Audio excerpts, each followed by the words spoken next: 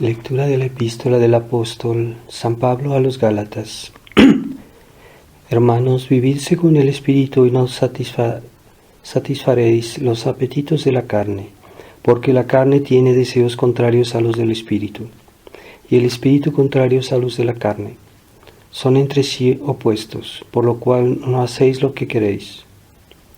Mas si os conduce el Espíritu, no estáis bajo la ley. Manifiestas son las obras de la carne: fornicación, deshonestidad, lujuria, idolatría, magia, enemistades, pleitos, enojos, celos, riñas, disensiones, herejías, envidias, homicidios, embriagueces, orgías y cosas parecidas. Os prevengo, como ya tengo dicho, que los que tales cosas hacen no alcanzarán el reino de Dios.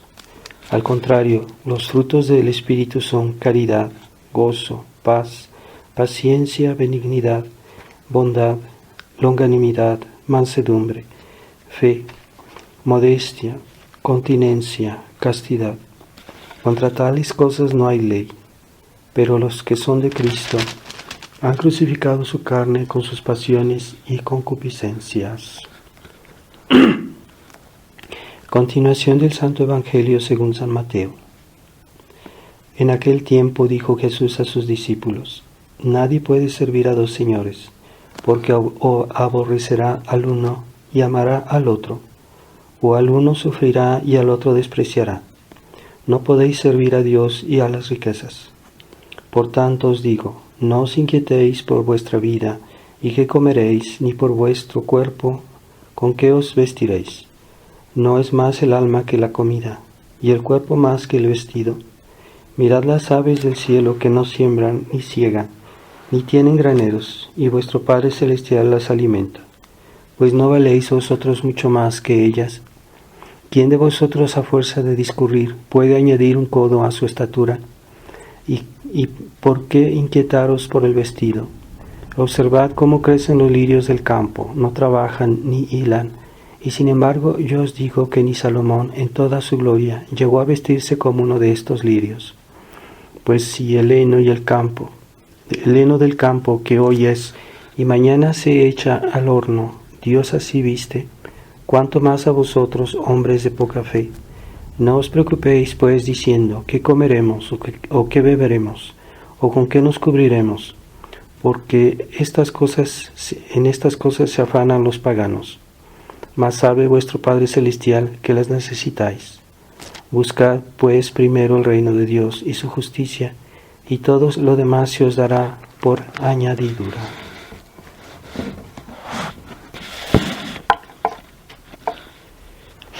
En el nombre del Padre, del Hijo y del Espíritu Santo. Amén. Ave María Purísima, sin pecado concebida. Estamos en el domingo 14 después de Pentecostés. Hemos oído el Evangelio y la epístola, que los dos nos hablan de buscar los frutos del Espíritu ante todo y no preocuparnos tanto por las cosas materiales o carnales. No quiere decir que no debamos preocuparnos. Lo que quiere decir es que debemos poner en primer plano nuestras necesidades espirituales. Estas necesidades espirituales son deben ser el primer objeto de nuestra preocupación, de nuestros trabajos, sin que eso impida que también nos preocupemos por nuestras necesidades. Pero Dios nos dice que si buscamos primero nuestras necesidades espirituales, Dios tendrá cura de nosotros, Dios nos va a cuidar, Dios nos va a ayudar y debemos confiar en su providencia. También la epístola nos habla de las obras de la carne y los frutos del Espíritu. Es muy importante leer esta epístola con atención, porque es una descripción de lo que es el espíritu mundano y una descripción de lo que es el Espíritu de Dios. Y debemos saber hacer la diferencia y ponernos un poquito en en juicio, juzgarnos a nosotros en el sentido de que en qué medida nosotros estamos en esas obras de la carne, en qué medida somos mundanos. Queremos saber en qué medida somos espirituales, en qué medida somos mundanos. Pues leamos con atención esta epístola, las obras de la carne y las obras los frutos del Espíritu. Y vemos ahí claramente la oposición, que hay estas dos actitudes muy diferentes, y también podemos compararnos con nosotros y ver en qué medida pues también estamos a cierto punto, tenemos esa mentalidad carnal, mundana, de la cual debemos liberarnos.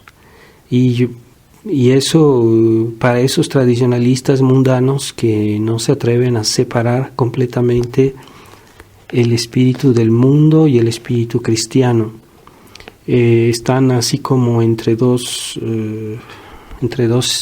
entre dos sillas, y deben saber aprender a hacer la diferencia entre el espíritu del mundo y el espíritu cristiano.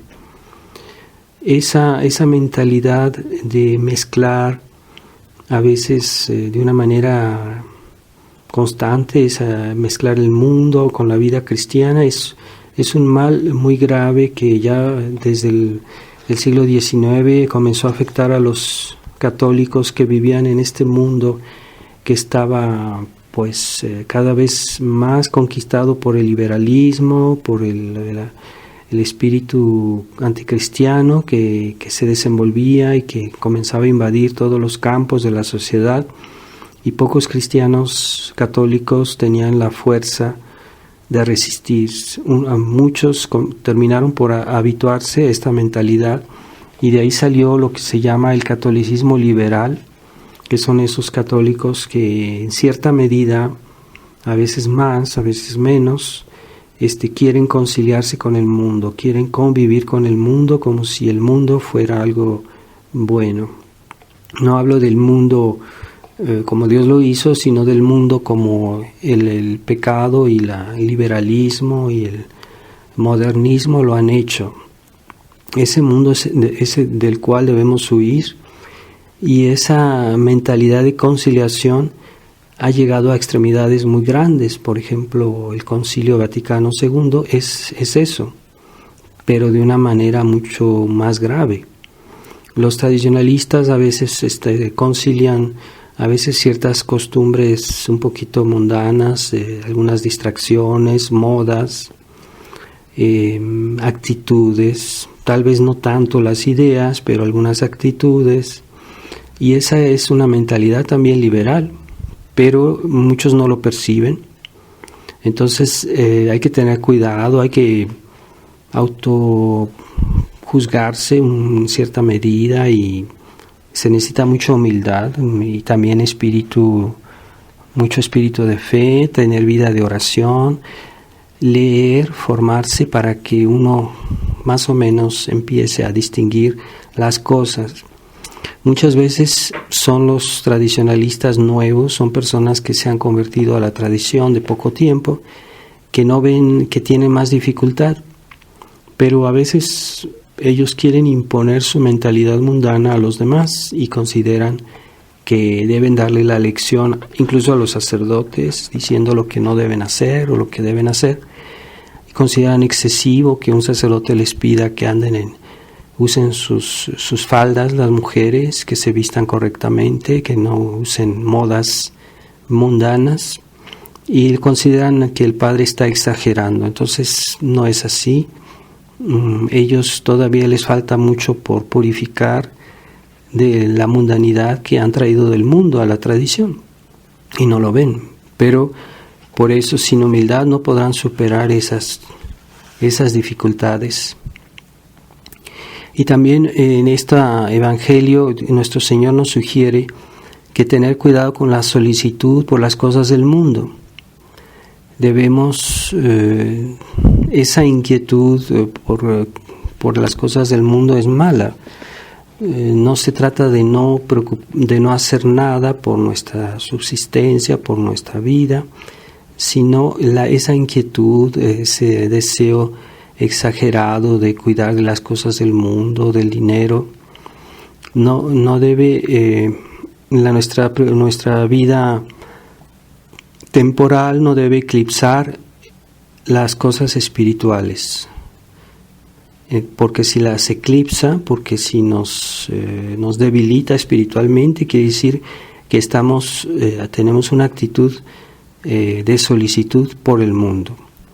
Entonces, ciertamente debemos ocuparnos de muchas necesidades, pero no debe ser de una manera tal que nos haga perder el sentido espiritual, que nos haga olvidar a Dios, que nos haga perder la confianza en la providencia, el amor a la oración, el amor a la vida espiritual. Así que hay que ocuparse primero de nuestra salvación, como dice nuestro Señor muy claramente en el Evangelio: buscad el reino de Dios y su justicia, y lo demás se os dará por añadidura. Así que nuestro Señor lo dice muy claro: buscad primero. Y hay muchos que primero buscan sus necesidades temporales y después sus necesidades espirituales. No es que nieguen que las necesidades espirituales, pero las ponen en segundo plano. Y ahí está el problema.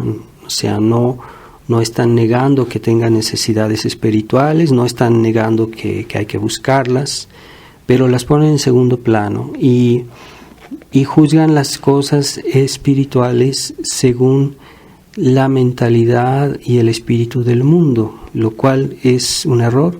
Debería ser lo contrario. Nuestra vida de fe, nuestra vida cristiana debe juzgar de las cosas del mundo, porque están en segundo plano. No estamos negándolas, simplemente las estamos poniendo en su lugar. Y también no debemos dejar la lucha por el reino de Dios por la lucha de nuestras necesidades temporales. Sin negarla una, hay que primero poner en primer lugar nuestra salvación. Primero debemos luchar por salvarnos, por santificarnos, por purificar nuestra alma de todo lo que no esté bien. Esa es la primera lucha, la primera preocupación, ¿verdad? Así que Dios no nos pide ser pasivos, de ser quietistas, de no hacer nada, pero nos pide primero tener preocupación por las cosas de Dios y ciertamente esperar en la providencia, pero no dejarle todo a la providencia. Como decía San Ignacio de Loyola, decía que hay que hacer todo hay que esperar todo como si todo viniera de Dios, pero hay que hacer todo como si todo dependiera de nosotros. O sea, no era para nada San Ignacio un quietista de esperar que Dios haga todo, como esos católicos que no quieren luchar, que no quieren hacer nada por defender a Dios y a la Iglesia, y tampoco de caer en el exceso de creer que nosotros podemos hacer todo. No, nosotros hay que esperar todo de Dios como si todo dependiera de Dios, pero hay que hacer todo como si todo dependiera de nosotros, de nuestros actos.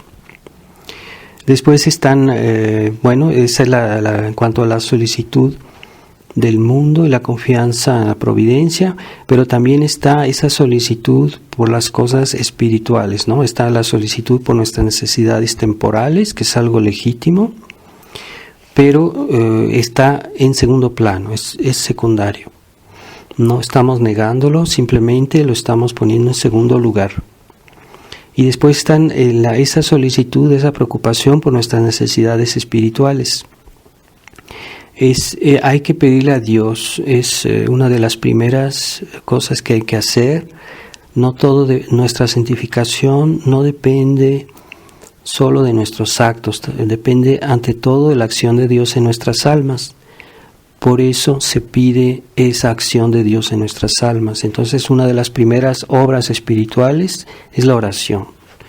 El activismo es un error, una mentalidad que está muy ligada a la crisis de la Iglesia, al modernismo.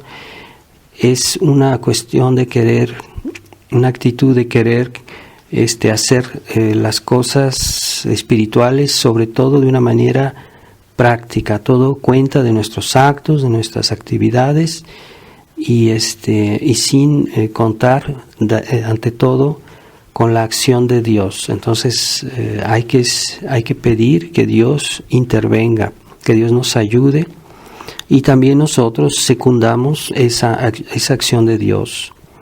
Entonces las necesidades espirituales son pues todas esas obras de fe, ¿verdad? Todos los actos que hacemos para vivir nuestra vida cristiana, incluso nuestras obligaciones temporales, ¿verdad? Pero las hacemos por motivos cristianos, no por motivos puramente paganos o mundanos. Entonces, si un padre de familia trabaja, que lo haga como lo hizo San José, ¿verdad? Que San José alimentó a su familia con un espíritu de fe.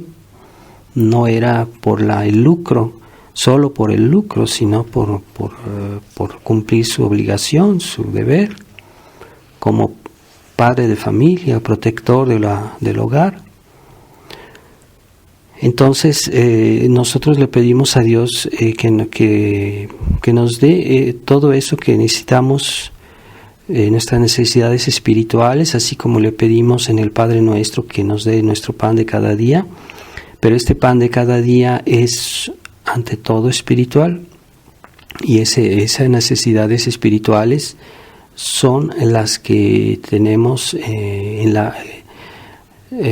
por la vida de fe y el crecimiento de la virtud de nuestra vida de fe. Pero también estas necesidades espirituales está muy ligada a los pastores. Los pastores, por eso hoy que hay mucha ausencia de sacerdotes y crisis en la iglesia, ya hay pocos buenos sacerdotes, y por eso hay que pedir constantemente que Dios nos mande buenos sacerdotes. Hay personas que viven aisladas, que no tienen a quién recurrir, pero tal vez no se les ocurre pedírselo a Dios. Dios no abandona a esas almas que buscan la verdad. Dios siempre les ayuda, y si no les ayuda es porque no lo piden, porque no lo desean. Entonces todos los fieles que desean sacerdotes, de alguna manera Dios se los va a dar, buenos sacerdotes. ¿Y cuál es la misión de los pastores, pastores en la iglesia? Pues se pueden resumir en dos: la enseñanza y la santificación. También está que los pastores tienen que dirigir a las almas. Pero lo primero que hacen los pastores, los obispos, los sacerdotes, es enseñar. Y en segundo lugar es la santificación, los sacramentos, la Santa Misa. Y muchos invierten esto, ¿verdad? Es una mentalidad que hoy es incluso común en la tradición. Ven en el sacerdote, muchos tradicionalistas ven el sacerdote solo aquel que dice la misa, pero que no diga nada, que no nos enseñe lo que no nos gusta, que no nos exija nada, y entonces quieren que el sacerdote haga lo que ellos quieren. Eso es un error. En la iglesia siempre se ha dicho que hay la iglesia docens y la iglesia dicens. Es la iglesia que enseña y la iglesia que es enseñada. La iglesia docens, pues normalmente deberían ser los pastores, los obispos, los sacerdotes. Y la iglesia dicens es la iglesia que es enseñada, son los fieles en general. Entonces, hoy se quieren, algunos tradicionalistas creen que saben todo, que hacen ya que porque hablen en un sitio en internet, ya quieren enseñar al sacerdote lo que debe hacer, y no tienen ni la formación ni la gracia de Estado. La gracia de Estado que el sacerdote recibe en el momento de su ordenación sacerdotal. Esa gracia no la tienen los fieles, ni la tendrán nunca, ni la tendrán jamás. como pastores y la gracia, ese discernimiento espiritual para conocer a fondo la teología de la Iglesia, la fe de la Iglesia. Entonces los fieles deben pedir sacerdotes que les den la enseñanza y también los sacramentos, la gracia. Es lo que es el orden que Dios ha querido para su Iglesia, y esa es una de las grandes necesidades de los fieles, tener buenos sacerdotes. No sacerdotes modernistas, no sacerdotes conciliares, no sacerdotes que sirven a una nueva teología, sino los que enseñan la verdad. Y por eso no basta que, como decía, que sacerdotes que dicen la misa y se limitan a hacer un sermón puramente espiritual y no tocan todo aquello que es necesario que los fieles conozcan. Y no solo las cosas espirituales, el aspecto espiritual, sino también aquello que es negativo, ¿verdad? Como los peligros o el mal que está presente en el mundo y en la Iglesia, aquello que hay que conocer para protegerse, aquello que hay que conocer para combatirlo. Entonces es también el objeto de la enseñanza de los pastores. Así que una de las grandes carencias del Concilio Vaticano II es que ya no se habla de los enemigos de la Iglesia, de los errores que hay que combatir, que los fieles deben evitar. Entonces ese silencio, ese mutismo de los pastores ha hecho muchísimo daño, porque los fieles están como indefensos delante de toda esta abundancia de errores y de males y de herejías, y ya los fieles se dejan arrastrar por toda ese diluvio de males que hay hoy en nuestra sociedad. Y por eso el Concilio Vaticano II ha hecho tanto daño, por ese pecado de omisión. Pero hay que decir que en la misión de los pastores, de los obispos sobre todo, es la enseñanza principalmente, y después la santificación. Entonces, no es concebible que haya obispos, por ejemplo, que ya no, hoy en la Fraternidad San Pío X, que ya no advierten, como antes lo hacían, a los fieles de todos los errores y todas las novedades y todas las cosas que están pasando en la Iglesia y que conciernen a los fieles y que ponen en peligro sus almas. Ellos tienen necesidad de saber qué está pasando y contra quiénes hay que tener cuidado, de quiénes hay que alejarse. Callan hoy sacerdotes, incluso en la resistencia, la llamada resistencia, que callan problemas esenciales, ¿verdad? Como el problema de la nueva misa. ¿Debemos o no ir a la nueva misa? Pues no debemos ir a la nueva misa. Es una necesidad de prevenir a los fieles para evitar otro tipo de personas, de católicos que están en una vía que es peligrosa. No es que no tengamos caridad con ellos, que no recemos por ellos, pero hay personas que están en una vía imprudente y que hay que alejarse de ellos, que hay que evitarlos.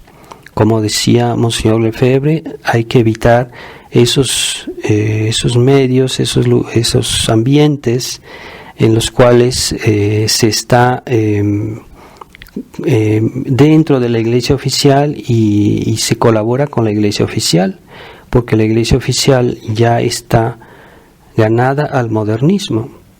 Entonces hay que alejarse de esos medios. No podemos colaborar con la Iglesia oficial, como las sociedades Ecclesia Dei o la Fraternidad San Pedro, por ejemplo, que han hecho de la cuestión litúrgica, de la cuestión de la misa, una cuestión principal, cuando el problema principal es un problema doctrinal. Antes que la misa debemos tener la fe, y esa fe está puesta en peligro por los nuevos errores que se difunden en la Iglesia. Entonces debemos Los sacerdotes deben advertir a sus fieles de esos peligros. Si no, no vemos la diferencia entre las personas que hay que evitar y las personas que podemos frecuentar. Es el gran problema de las sociedades que han pactizado con la Iglesia oficial. Por eso Monseñor Lefebvre nos pedía de alejarnos de todos esos medios, de esa gente, y los que han hecho acuerdos con Roma, ¿verdad? Como de todas las sociedades Ecclesia Dei. Y hoy igual ya se puede decir que la Fraternidad San Pío X está en el mismo plan. No hay acuerdos escritos, pero hay acuerdos tácitos y que son verdaderos acuerdos. En la Iglesia se concibe que haya acuerdos tácitos. Eso se concibe en la ley de la Iglesia, que haya leyes que no están escritas, pero que son la práctica y que son aceptadas y recibidas en la Iglesia y que ya son parte como de la ley, y ya están, se puede decir que en la Iglesia oficial, la Fraternidad San Pío X, ya están incardinados porque ya recibieron poderes para confesar, para casar, entonces ya están dentro. Y ese acuerdo tácito es más que tácito, porque ha habido declaraciones dando esos permisos y ha habido la aceptación de los superiores de la fraternidad recibiendo esa delegación. Entonces en la Iglesia no se delega un poder a aquel que no está incardinado. No se le da un poder de confesar a alguien que no está incardinado. Y si tiene ese poder es porque está incardinado. Tal vez no esté incardinado a la Iglesia local, sino directamente a Roma, pero es lo mismo, están dependiendo ya de la Iglesia oficial, están dentro, están en el sistema. Entonces, por eso los sacerdotes de la resistencia deben recordar esas cosas y no pueden dejar que los fieles poco a poco se vayan hundiendo en la Fraternidad San Pío X y no advertirles que hay que alejarse de ellos. A menos que la Fraternidad San Pío X un día corrigiera todas esas actitudes, podría ser, pero no vemos nada concreto hasta la fecha. Entonces, pensemos muy bien que todos estos esfuerzos que nos pide nuestro Señor en la vida cristiana, ¿verdad? De nuestras necesidades tanto espirituales como temporales, pues todo eso debe ser de acuerdo a unos principios, a una fe, y esa esfuerzos pues es una fidelidad constante de toda nuestra vida, todos nuestros actos. Y como sabemos bien, la fidelidad genera el sufrimiento y la cruz genera esfuerzos. Tiene que haber esfuerzos cuando uno quiere ser fiel a Dios, a la ley de Dios, a la fe. Va a tener que sufrir, es inevitable. Incluso pues las persecuciones, las contradicciones, los sufrimientos, los esfuerzos, todo eso es la cruz. Es la cruz que viene siempre junto con aquellos que quieren amar y servir a Dios sobre todas las cosas. No son solo palabras, ¿verdad? Decir amar a Dios sobre todas las cosas y después yo me ocupo más de las cosas que de Dios. No, amar a Dios sobre todas las cosas quiere decir que realmente lo voy a poner antes que mis necesidades temporales, que no me voy a excusar de ir a misa porque tengo alguna cosa temporal sin importancia que hacer. Hay católicos tradicionalistas que hacen grandes esfuerzos para tener la misa dominical, que vienen de muy lejos y sin falta, ¿no? Y hay otros que siempre encuentran la buena excusa, ¿no? Para decir que tienen algo que hacer, que tienen un compromiso, una invitación, cosas de ese tipo. Entonces, no, la fidelidad genera el esfuerzo, y el esfuerzo es sufrimiento, es cruz. Entonces aquellos que no quieren sobrellevar los esfuerzos y penas no perseverarán y están condenados al fracaso. Entonces, a menos que en un momento dado se reaccionen, ¿verdad? No olvidemos que ayer fue la fiesta de la exaltación de la Santa Cruz y hoy es la fiesta de los 7 dolores de la Santísima Virgen. Pues esa exaltación de la cruz nos debe recordar que es algo importante, ¿no? Tomar la cruz, aceptarla, reconocer que existe, reconocer que yo debo llevarla, que la cruz es normal en la vida cristiana, que no solo hay que sobrellevarla, hay que aceptarla de la parte de Dios, y eso forma parte de nuestra vida cotidiana para un cristiano, para uno que tiene la fe. Por eso los católicos mundanos se rebelan contra la cruz, y si son de esa mentalidad moderna que excluye todo sufrimiento, todo esfuerzo, pues la van a rechazar, o la van a rechazar de una manera sin decirlo, pero en los actos no la aceptan, no la quieren. Entonces esa mentalidad mundana de hoy, que no quiere saber de la cruz, quieren todo fácil, ¿verdad? Esos tradicionalistas que quieren todo fácil y que el padre debe hacer todos los esfuerzos, pero ellos no se dan cuenta que deben ayudar a la iglesia, que deben ayudar al sacerdote, solo quieren recibir, no ayudan incluso económicamente a los sacerdotes, y eso piensan que el sacerdote es un interesado porque les pide que den limosna, pero es falso. El sacerdote tiene derecho a la ayuda de los fieles, y los fieles tienen la obligación de hacerlo. Que leamos los preceptos de la iglesia. Y también meditemos sobre los dolores de la Santísima Virgen, tratemos de consolar a Nuestra Señora, para que ella nos dé la gracia de la fidelidad, la fortaleza. Ella sufrió muchísimo, pero no abandonó a nuestro Señor en su pasión.